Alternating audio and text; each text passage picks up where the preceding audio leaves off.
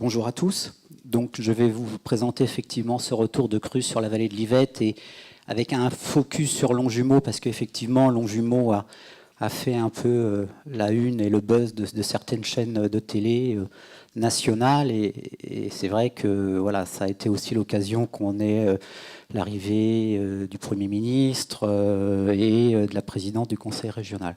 Donc, la commune a effectivement fait un petit peu la une des journaux, et donc la commune de Longjumeau étant une commune du Siavi, ayant eu aussi un maire sur les mandats précédents, qui était en l'occurrence Madame Kosciusko-Morizet, donc effectivement qui est un peu connue sur le secteur. Voilà. Alors avant de commencer cette présentation, j'ai une petite vidéo qui a été faite avec un drone au moment des événements. Le hasard a voulu qu'on avait une société qui devait nous faire des films en drone. Donc voilà, le hasard a bien fait les choses. Ça va vous permettre de vous mettre un petit peu dans l'ambiance et de voir comment ça se passe. Non ? Voilà.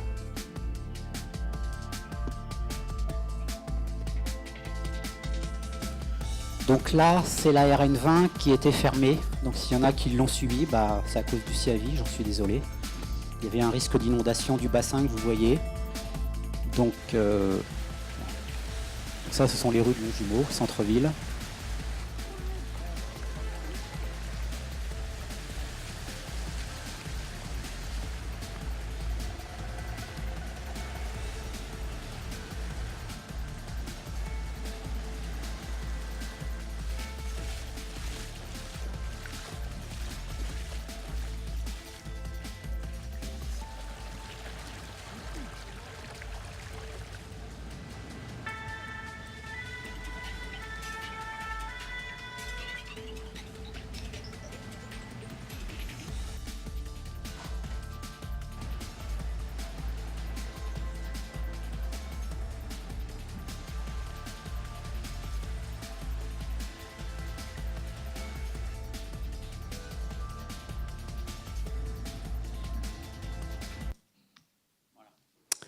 Voilà. Ah, non, je ne vais pas vous refaire, c'est pas là. Donc, après cette mise dans l'ambiance, je vais vous expliquer un peu le phénomène et comment elle a été gérée. L'origine de cette crue, donc du mois de juin, enfin, qui a commencé dans la nuit du 31 mai, le constat aujourd'hui a posteriori qu'on a, c'est qu'on a eu un mois de mai, pour ceux qui s'en rappellent, extrêmement pluvieux. Il est tombé 193 mm à Trappes au mois de mai. C'est le mois le plus pluvieux depuis 1944 sur la station de Trappes. Et plus précisément, il est tombé 178 mm entre le 19 et le 31 mai. 68 mm sont tombés entre le 22 et le 24, ce qui a entraîné sur notre territoire une crue biennale entraînant en remplissage partiel de tous nos bassins. Aujourd'hui, le syndicat a 2 millions de mètres cubes sur son territoire, avec un bassin principal qui est le bassin de Soleil-Chartreux, qui est celui que vous avez vu en début de la vidéo, qui peut stocker 1 million de mètres cubes sur les deux. Et donc, cette crue biennale a entraîné un premier remplissage des bassins qui nous ont amené la nécessité de vite les revidanger, dans la mesure où on avait les informations météo que les prochains jours allaient être compliqués. Donc on a commencé cette crue du 31 mai, malheureusement non pas avec 100% de capacité, mais plutôt 90%. Voilà, donc c'est déjà aussi une donnée de base qui a pu influencer le système. Et on est aussi parti sur l'ensemble du territoire avec un constat de sol complètement saturé, incapable de pouvoir infiltrer des eaux de pluie supplémentaires. Donc ça a amené une propension maximale au ruissellement, avec la saturation des ouvrages aussi en amont. En effet, le syndicat, qui couvre quasiment tout l'impluvium de l'Yvette, a deux structures en amont qui sont le SMAGER, qui est un syndicat de rigole, qui date de Louis XIV pour l'alimentation du bassin de Versailles, et la ville, enfin la ville nouvelle, enfin l'intercommunalité de Saint-Quentin qui gère les bassins. Finalement, qu'est-ce qui nous est apparu? C'est un manque d'information sur la nature des remplissages et de l'impact sur l'Yvette. Ça, c'est le premier constat qu'on a fait aujourd'hui par rapport à cet événement et au déroulé. Ce qui s'est passé aussi, c'est que de mémoire d'habitants, c'est la première fois qu'on avait une crue de cette ampleur. Et donc, ça a aussi eu comme conséquence une méconnaissance, je crois qu'il faut le dire, une méconnaissance technique et cinétique du phénomène par rapport à l'amplitude de celle-ci. Ce qui est apparu aussi, mais je ne vais pas faire tout en négatif, il y a quand même eu des points forts dans ces 3 jours, hein, c'est qu'on a eu des difficultés d'échange avec nos partenaires, avec les structures en amont, mais aussi en aval, avec Jean-Marc Bouchy du CIVOA qui est là. Même si on se connaît bien, qu'on connaît nos numéros de téléphone, en période de crise, on s'est rendu compte que voilà, on pourrait certainement optimiser ça pour que ça fonctionne encore mieux. Et donc, ça nous a aussi posé une question, c'est de dire, malgré l'instrumentalisation, malgré le maillage de l'information que l'on a sur nos rivières, est-ce qu'il était suffisant et est-ce qu'il ne fallait pas finalement l'affiner pour pouvoir avoir des réponses plus fines et un meilleur temps de réaction? Alors, je vais essayer de ne pas me tromper. Ah, j'ai compris. Toujours l'origine de cette crue. Vous avez en haut l'image radar du cumul des données, donc entre le 29 mai et le 1er juin. Ce qu'on constate, c'est qu'on a eu 2 phénomènes. Un cumul très important en amont, avec un effet cumulatif d'une pluie généralisée sur l'ensemble de l'impluvium, alors qu'en général, ce qu'on constate sur notre territoire, ce sont des pluies importantes, mais qui restent limitées sur des secteurs géographiques. Donc la grande particularité, c'est une pluie généralisée, auquel, comme je vous l'ai dit, venait s'ajouter la condition de saturation des sols, et qui a engendré, effectivement, une crue exceptionnelle, même si la pluie n'a pas été exceptionnelle en termes de pluviométrie, même si elle est importante compte tenu des chiffres que je vous ai donnés. Les données, alors c'est la courbe, ce sont les 2 courbes, et notamment celle du dessous, qui est la courbe de Gauss, qui est non terminée. Hein, ce n'est pas une erreur d'impression. Cette courbe est issue de la courbe Vigicru. On a une station d'alerte seulement sur le territoire, et si on n'a pas le haut de la courbe, c'est que la station a sauté, la station de Rieux. Mais d'après les informations de ce qu'on a, et puis si on extrapole un peu cette courbe, parce qu'on attend toujours les données officielles, en tout cas de la DRIE, on serait en termes de crue sur une crue de fréquence de l'ordre 70-80 ans sur le territoire de l'Yvette. Donc ça, c'est quand même important, et c'est pour ça que je vous disais, de mémoire d'homme, aujourd'hui, personne n'avait souvenir sur le territoire d'un événement de telle ampleur. Les événements les plus importants aujourd'hui qui nous restent en mémoire sont des événements des années 80 qui étaient des événements d'occurrence plutôt vintennale. Alors les points forts quand même, il y a quand même des choses qui se sont bien passées. La gestion de la crue s'est quand même finalement bien passée, déjà parce qu'on n'a pas eu de morts, et ça je crois que c'est important, on n'a eu que des dommages matériels, c'est certes important, mais si on avait eu de la mortalité, je pense que ça aurait été beaucoup plus catastrophique. Ce qu'on constate, c'est qu'il y a eu une intervention très bien répartie de chacun selon ses compétences. Le conseil départemental avec la gestion de la RN20, c'est la photo en haut à gauche. Vous avez en premier plan le bassin d'Ossau qui se remplit, mais n'a jamais débordé sur la RN20. Donc il a été fait à titre préventif et je pense que c'est une bonne, une bonne idée qu'a eu les services de la route, en accord avec la préfecture et avec notamment le COD. Parce que si vous vous souvenez, ça s'est passé cet événement quelques jours après l'inondation de l'autoroute A10 qui avait fait un peu la une des journaux. Donc on avait préféré ne pas se retrouver dans le même contexte. Donc on a préféré demander la fermeture de la RN20, même si ça s'est révélé finalement inutile. Les autres services qui aussi beaucoup ont mis la main à la pâte, bien sûr la police nationale, les polices municipales, les agents communaux qui ont assuré tout ce qui était sécurisation, balisage, circulation automobile, déviation, circulation alternative sur l'ensemble du territoire du CIAVI qui représente quand même plus de 34 communes et notamment sur Laval, sur le secteur donc, de Longjumeau. Les pompiers, bien sûr, qui ont complètement joué leur rôle. Vous avez une photo, vous voyez quand même la hauteur d'eau. Ce n'est pas une photo de montage, hein, c'est la réalité. Donc vous voyez quand même que c'est monté très haut. À Longjumeau, c'est monté quasiment 1,20 m, 1,30 m dans les secteurs les plus problématiques, sachant qu'on a cumulé un phénomène de débordement de l'Yvette, mais aussi un phénomène lié à un débordement et un trop-plein des collecteurs d'eau pluviale. En effet, ils étaient saturés, voire oués, on avait les deux, ils ne pouvaient pas s'évacuer parce que l'Yvette était trop haute, et donc ça sautait par les tampons. Donc on a eu, sur certains tronçons, un double phénomène, et un peu dans le sens que vous disiez, on n'a pas eu que des eaux pluviales qui ont sauté aussi, mais ça c'est un autre sujet. Et enfin le CIAVI, qui est intervenu, c'est la photo à droite, on a mené donc nos missions régaliennes, si je puis dire, qu'on exerce de façon régulière et quotidienne. La gestion hydraulique de nos ouvrages. Il existe une trentaine de barrages, d'ouvrages de régulation, en plus des bassins.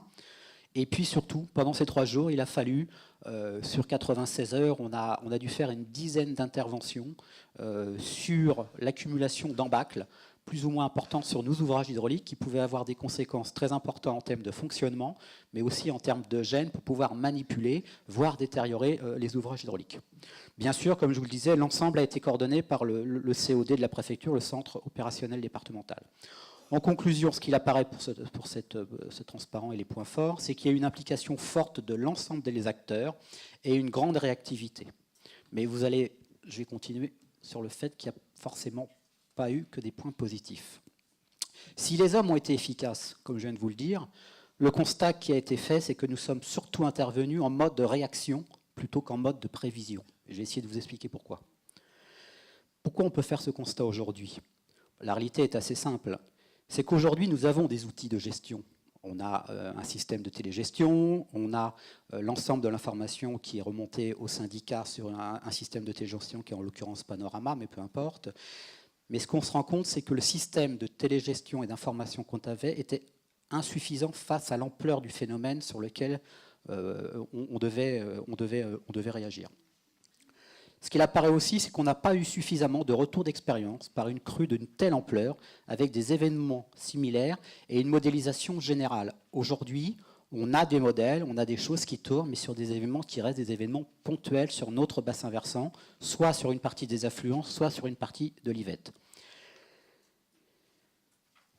Qu'est-ce que je voulais vous dire d'autre? Oui, et aussi la difficulté qu'on a rencontrée, c'est une difficulté d'échange avec la population, mais aussi avec la commune, enfin avec les communes, et pas qu'à Longjumeau. Et souvent, les questions qu'on nous posait quand on circulait sur le terrain, ou quand on intervenait, ou qu'on rencontrait les maires, ou qu'on était au téléphone avec les élus, c'était quoi? C'est-à-dire, quel est l'événement? Qu'est-ce qui se passe? Il y avait de la part de la population une forte interrogation, une forte demande. Combien? C'est-à-dire, c'est quoi l'importance du phénomène? Quelles vont être les conséquences? Où est-ce que ça va? Où est-ce que ça nous emmène, nous habitants, dans la journée? Et c'est vrai qu'on était incapable de dire, et de répondre surtout à la dernière question que beaucoup de gens posaient, quand? Quand est-ce que je dois évacuer? Quand est-ce que je dois m'en aller? Quelle hauteur d'eau je vais avoir chez moi? C'est vrai, on était totalement incapable, face à cet événement-là, de pouvoir donner une information fiable, tant sur des hauteurs que sur des délais d'intervention ou des délais d'événement. Cette difficulté à quantifier le phénomène a donc été difficile à faire accepter, et notamment de convaincre du coup la population de la nécessité d'évacuer, dans la mesure où nous-mêmes, nous avions la difficulté de leur donner une information. Cette communication a été aussi compliquée tant vers les habitants, mais aussi vers les élus qui, du coup, ont eu toute la difficulté à se décider à déclencher leur PCS. En se disant, vous nous dites que ça va arriver, vous nous donnez des informations, ça reste très précis, mais moi, si je déclenche le PCS, moi, maire, ça a forcément des implications pour moi derrière, donc je veux le déclencher que si je suis sûr qu'il y a un réel besoin et une réelle attente, et que derrière, je ne vais pas le déclencher pour rien, c'est le PCS. Et puis, comme je vous le disais, personne, toujours, c'est vrai que j'insiste, mais c'est vrai que c'est quelque chose qui est revenu très fort après le rétexte qu'on a fait. C'est vraiment un événement que personne ne connaissait sur le territoire.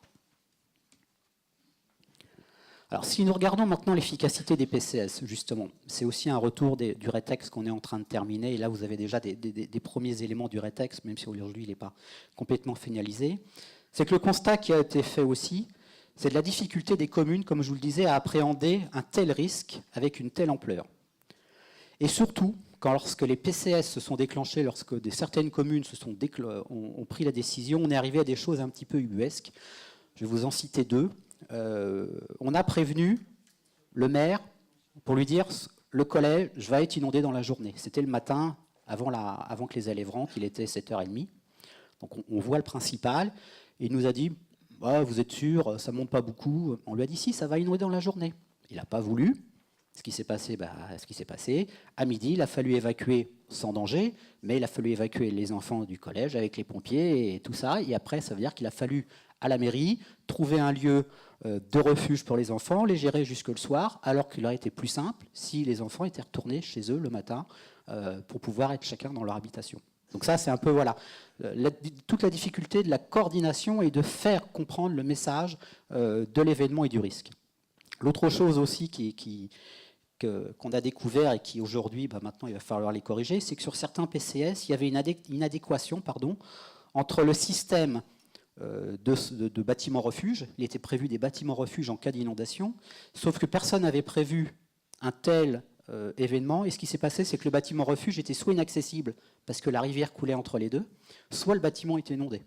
Donc ça nécessite, pour certaines communes, la nécessité de réviser, de revoir leur PCS, parce que leur zone refuge, ça n'est peut-être pas forcément face à des événements aussi importants.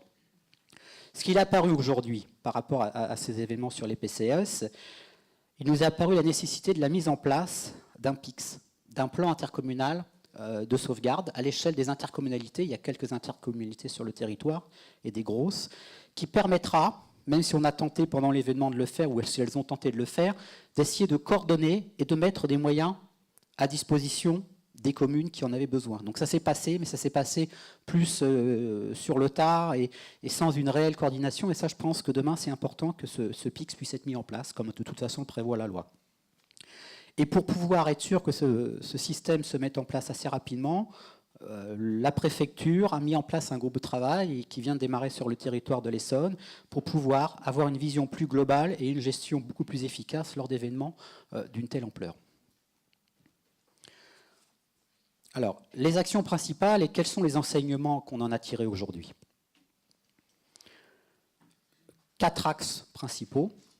Communiquer sur les aléas et la conscience du risque, avec notamment une finalisation de notre étude hydraulique globale qui avait démarré avant les événements. Donc nous-mêmes, on avait quand même conscience que si un jour on se retrouvait face à un événement conséquent, il fallait qu'on ait des modèles, des informations pour nous permettre de mieux quantifier, de mieux prévenir. Le modèle va être terminé en février. Bon, c'est un peu tard, j'espère qu'il ne servira pas. Mais en tout cas, on aura désormais l'information pour des tas d'événements, notamment les zones d'écu inondabilité, pouvoir prévenir les habitants en leur disant voilà, vous êtes sur un secteur 10 ans, la crue qui s'annonce est peut-être une 10 ans, donc il va peut-être falloir prendre vos précautions. Vous êtes sur une zone 20 ans, etc., etc. Ce qu'on a aussi, et ce que je vous ai beaucoup répété, capitaliser l'événement. En effet, pas de mémoire d'un tel événement, donc la nécessité aujourd'hui de poser des repères de crues, des atlas cartographiques va être rédigés afin que cette mémoire reste si demain on avait des événements d'une telle ampleur. Alors 70-80 ans, on peut espérer qu'on ne l'aura pas avant, mais ça peut malheureusement d'avoir une réplique beaucoup plus rapidement que prévu. Donc en tout cas, voilà, garder un repère, garder des informations pour que demain, les gestionnaires successifs aient cette information et des repères. Gérer la crise, donc densifier le réseau de surveillance, comme je vous l'ai dit. Développer un système d'alerte de la population, alors de la population, mais aussi des communes. C'est vrai qu'on avait mis en place un protocole de communication avec les communes, avec les services techniques, les maires, mais qui s'est révélé insuffisant, mais il était surtout à la hauteur de ce qu'on nous avait à l'époque donné comme moyen d'information ou de communication que les communes avaient bien voulu. Donc on a remis ça à jour, et notamment le syndicat a acquis un logiciel d'alerte vers les communes pour pouvoir leur donner beaucoup plus d'informations et beaucoup plus de réactivité. Et vis-à-vis de la population, on a souhaité un peu faire comme d'autres syndicats le font sur l'Essonne, d'avoir une inscription volontaire des habitants. C'est-à-dire que quand le système va être prêt en février-mars, au printemps de l'année prochaine, on fera de la communication sur notre site, on donnera de l'information pour les bulletins municipaux pour que les gens qui souhaitent s'inscrire et être prévenus lorsqu'il y aura des événements similaires puissent l'être en toute connaissance, avec des informations très simples. On ne va pas leur donner des informations trop techniques, ça ne sert à rien à l'inverse des communes. Ça va être un peu comme les alertes météo, vert, jaune, rouge. J'espère pas noir, mais voilà, des choses assez simples qui va permettre déjà de les sensibiliser, peut-être commencer à faire les valises, à les préparer, et puis peut-être se dire, ben voilà, dans 2 heures, il faut que malheureusement je quitte ma maison. Améliorer les PCS, notamment avec une extrapolation au niveau de l'intercommunalité, comme je vous l'ai dit. Anticiper et prendre en compte le risque inondation dans les documents d'urbanisme. On se rend compte aujourd'hui que c'est une réelle difficulté et qu'on a la nécessité aujourd'hui, si on veut augmenter notre capacité de protection des biens des personnes, il faut rendre de nouveau inondables nos zones inondables, en l'occurrence tous nos espaces naturels ou les zones humides. Il existe encore, heureusement, quelques zones humides dans la vallée, et depuis cet événement, le syndicat sensibilise les 34 maires de la vallée sur la nécessité de conserver, de sanctuariser ces zones humides, voire, dans le cadre des PLU, de la possibilité de les mettre en zone ZH, ce qui est très fort. Je peux vous dire que pour l'instant, on n'a trouvé aucun élu volontaire, mais on ne désespère pas d'y arriver pour pouvoir demain avoir une action forte et pouvoir conserver aujourd'hui ces zones qui sont inondables, ces zones inondables qui sont nécessaires, dans la mesure où aujourd'hui une politique de bassin comme on l'a actuellement n'est plus possible compte tenu de l'urbanisation qu'on a dans notre vallée.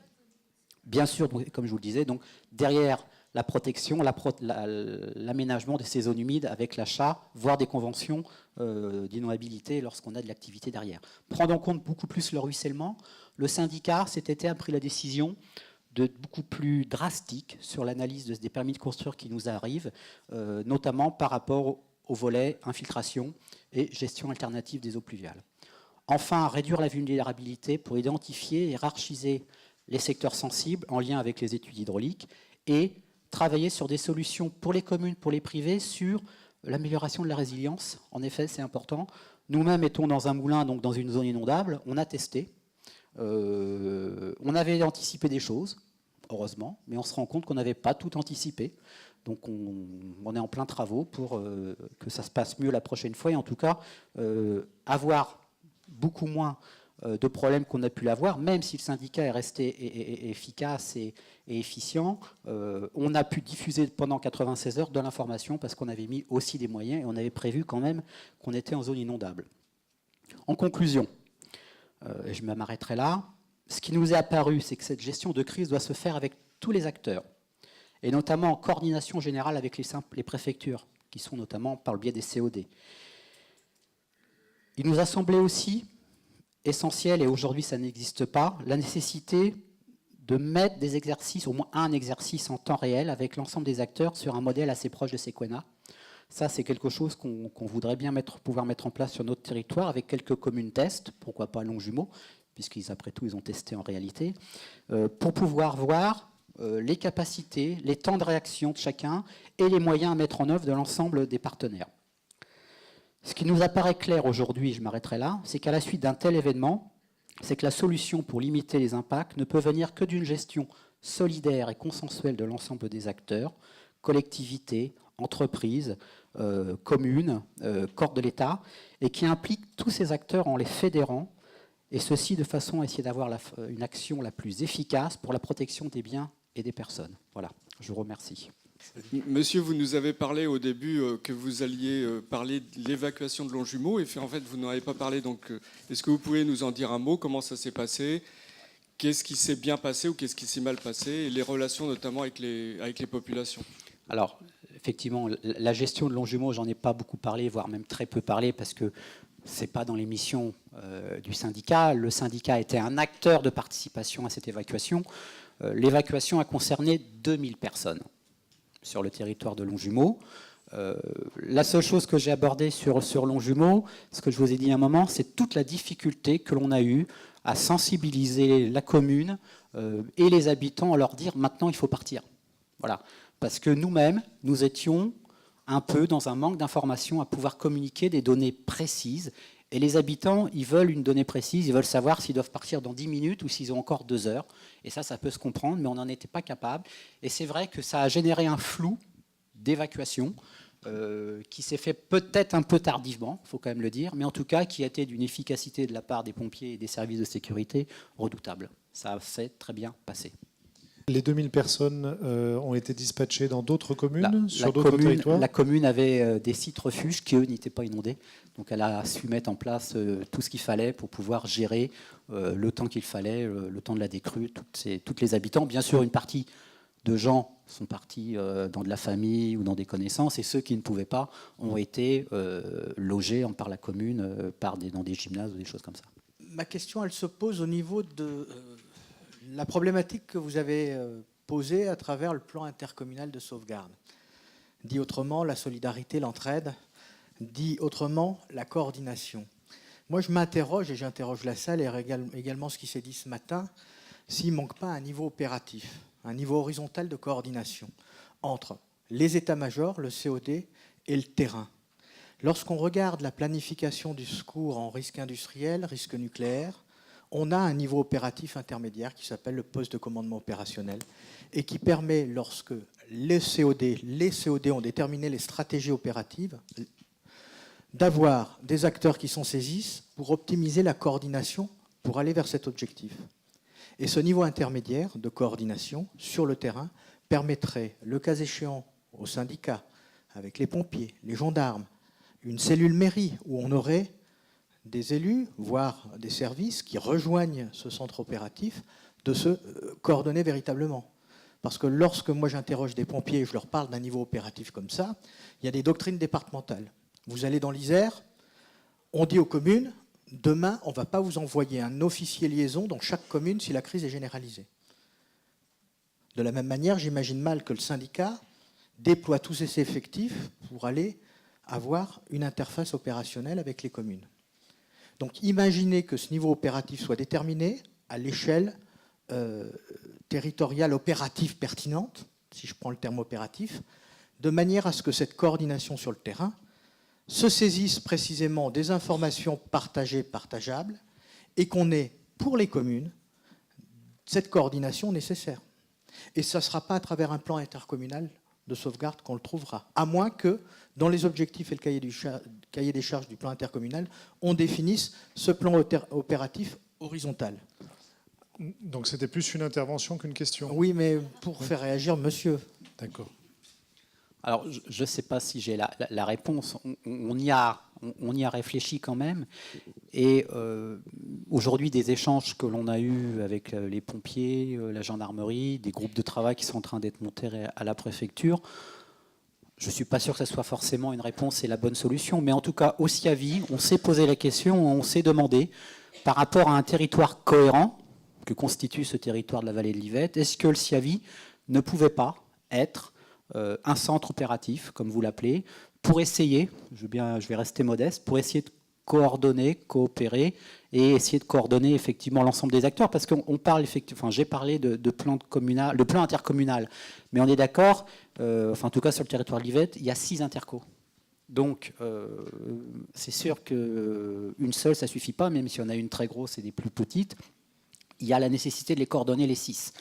Et aujourd'hui, le fait générateur et le fait commun de ce territoire, c'est ce bassin versant de l'Yvette, et l'opérateur opérationnel de gestion de ce bassin, c'est le syndicat l'Yvette. Donc on est en train de réfléchir. Je ne sais pas si ça sera finalisé ou si on ira au bout ou si les services de l'État éventuellement pourront nous proposer une autre solution. Mais en tout cas, on est dans cette démarche de réflexion et on verra si elle aboutit. Donc, ça pose aussi la question de la réflexion à l'échelle du bassin de risque qui pourrait renvoyer à l'interco, du bassin versant qui renverrait peut-être vers des structures comme la vôtre. Mais là-dessus, s'il y en a qui veulent prendre la parole, je les invite parce que c'est un sujet relativement vaste. D'autres interventions? Georges Amblanc? Vous avez parlé du collège qui avait refusé de fermer. Et donc, est-ce qu'il y a d'autres acteurs qui ont fait le frein sur cette organisation? Et est-ce que vous aviez la possibilité, peut-être que le maire, au titre de ses pouvoirs de police, aurait pu décider de fermer l'établissement? Est-ce que vous en avez tiré des conclusions pour l'avenir? Alors, à ma connaissance, il n'y a eu que ce cas du collège. Le maire adjoint était là, en l'occurrence, ce n'était pas le maire. Mais le principal a dit, le seul maître à bord, c'est moi.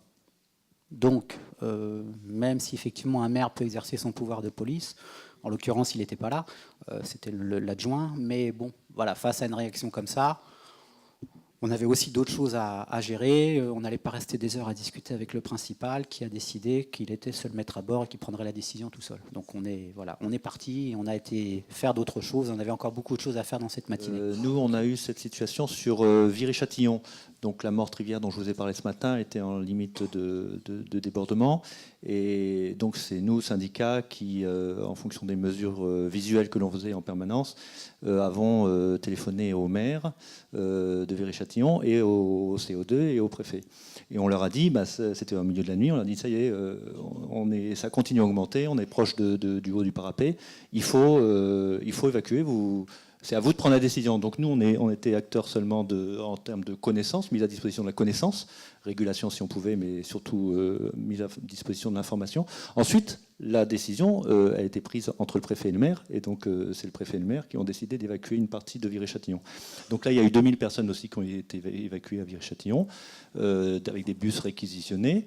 Ça a été, contrairement à Longjumeau, ça a été inutile, puisque du coup la Morte-Rivière n'a pas débordé, et c'est là où le maire s'est confronté à des refus.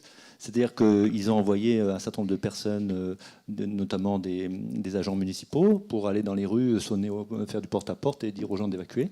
Et il y a une grosse partie des personnes, des habitants, qui ont dit non, moi, c'est pas la peine je ne veux pas évacuer, je ne veux pas quitter ma maison, je ne veux pas quitter mes enfants, je n'ai pas envie de réveiller mes enfants, etc., etc. Si ça inonde, ça inondera en bas, c'est pas grave, moi je suis à l'étage, enfin, etc. Donc le maire et les agents ont essayé de faire du forcing en disant c'est une décision préfectorale, vous êtes obligés, vous n'imaginez pas le risque qu'il peut y avoir si c'est inondé, mais globalement, il me disait c'était entre un tiers et un quart des personnes qui n'ont pas voulu quitter leur domicile.